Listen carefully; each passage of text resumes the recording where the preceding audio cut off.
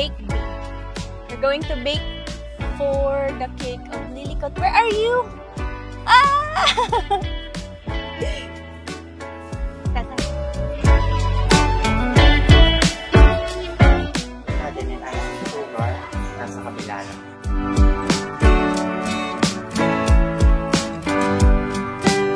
Yan nga pala yung ginagayang cake nila Lily. Yan, unicorn strawberry.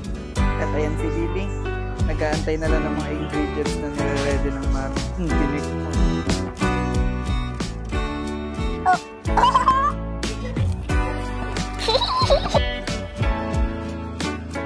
Hi guys! Nakagawa na tayo ng 3 cake batter.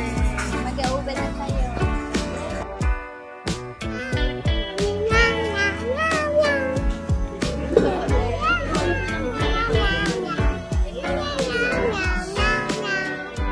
Okay, after 20 minutes, okay na yung cake.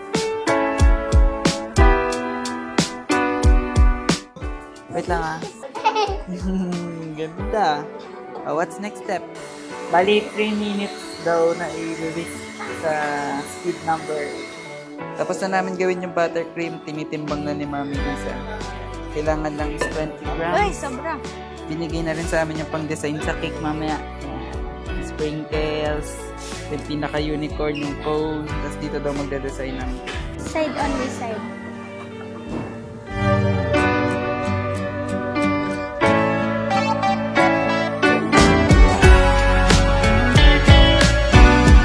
Nagde-design na sila ng cake ni Lily.